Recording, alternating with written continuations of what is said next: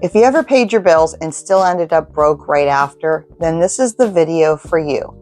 It's not that you're bad with money, you just don't have a system in place yet. So in today's video, I'm going to tell you exactly how to get your money organized without having a budget. Today, I'm sharing my simplest money system that I know works in real life.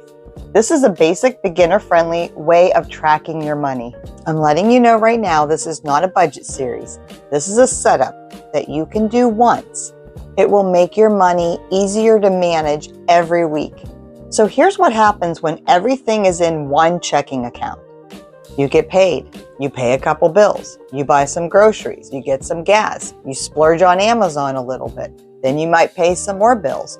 Then you're like, where the heck did all my money go? I have no money. You feel stressed, you feel behind, you start avoiding your checking account. This is a setup problem. As long as we can set you up to go in the right direction, you should run a lot smoother. So here's the system. 3 accounts, that's it. 1 for bills, 1 for spending, and 1 for saving. Because when bills and spending come out of the same account, this only causes disaster. So we're going to separate them. Account number 1 is going to be your bills account. That might be your main checking account. If your payroll check goes automatically into your main checking account, I would use that one. Focus on keeping all your bill money, and we're talking mortgage, rent, utilities, gas for your car, groceries, debt, car payments, any predictable bills that you pay. And to me, gas and groceries are a bill. I mean, I pay them every month. Whatever you pay every month that is of importance, I would keep in this account. This is going to be account number 1 is for bills only. Account number 2 is your spending account. This is your Walmart run, your Target run, your eating out, your fun money. This is your spending account. This is the account that keeps you from overspending all your bill money or your grocery money. This is going to work without even having to track every single dollar. So if you're a beginner budgeter, you don't like budgeting, you don't like spreadsheets, you don't want to write anything down. If you want to get your finances on track, I would suggest following these suggestions and having these accounts in play. So account number 1, bills of importance.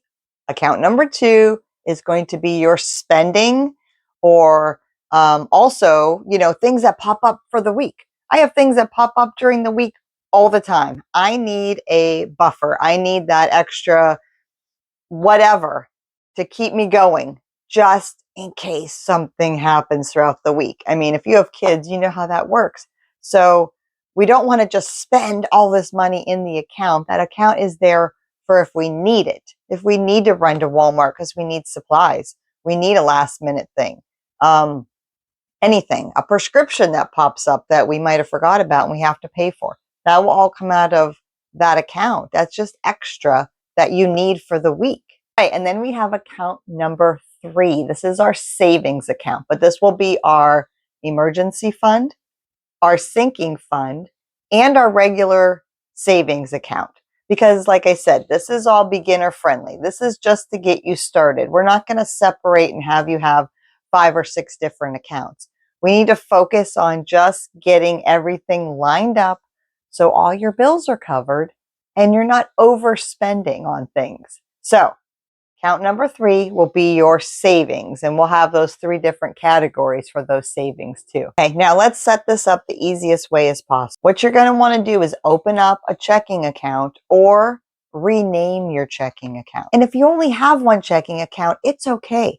Maybe call the bank or go to the bank, and I'm sure they will open up another account for you. Then you can go online and name these accounts to keep everything straight. The next step is to list all your bills. I'm not asking you to track every penny, but I am asking you to write all your expenses down. And you can download my free budget clarity worksheet. I really think it's just a very simple worksheet that will help you. Just print it out, download it, print it out, and go to town. Just work on it. Have it sitting on your kitchen table. And when you think about something, write it down on your worksheet. And then when you are completely done, you will have so much more clarity on where everything is going and how much you owe for everything. And once you do that, you'll have a better understanding of how much money you should be setting aside each paycheck. All right, and the next step we want to do is as soon as your paycheck goes into your account, have an automatic transfer ready to go the next day. So your spending gets sent right to your spending account and your savings gets sent right to your savings account. Auto transfer is the way to go. You don't even have to think about it. So if you don't get to even look into your account over the weekend, you know that your money has already gone in the right direction and you should have an idea pretty much of how things are going. If you have any questions at all about sinking funds, don't know what a sinking fund is for your savings account, you've heard me talk about it a few times, but you can watch my latest video on sinking funds. And if you have any questions, please leave them in the comments below because I love talking about sinking funds. If you can do a weekly check-in on your account every week, I think that's a game changer too. Just assign 10 minutes every Friday to just make sure that everything is lined up. Or if your transfer is going to happen on Saturday, maybe check in on Saturday. But if you like to go out on Fridays and you like to spend a little bit extra money, I would definitely log into your bank account on Fridays after work or check your account before you start taking some money out of your spending, just to make sure everything's on track. We want to keep track of everything and we don't want to get out of control. You never want to pay your bills down to zero, so always make sure that there's a small amount still in there left over for your next round of payments that you're going to make, because you don't want to cut it too close where you overdraft yourself. We never want that. We don't want overdraft fees. So just be careful what you're paying. Check into your bank account, and that's all you need to do is just a weekly check-in to check on things. All right, here's a little bonus tip that I like to do.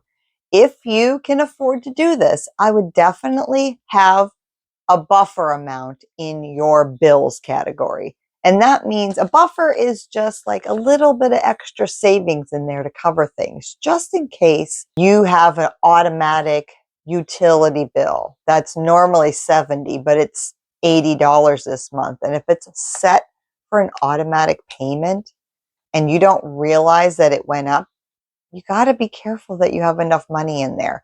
And that's why I don't do automatic bill paying, because I like to know exactly what I'm paying every month. I don't want it to just be taken out, but a lot of people do. It's just easier and simpler. So if you do automatic bill paying and your bills fluctuate, you're going to need a buffer in your account just to protect yourself a little bit.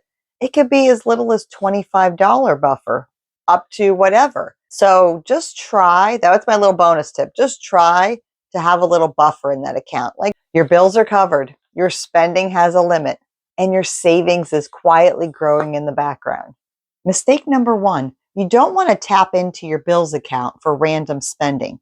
Bills are for bills only. Pretend that money is not there and leave it alone. Mistake number two, if you have a balance in your spending account at the end of the month, do not go on a shopping spree with that money.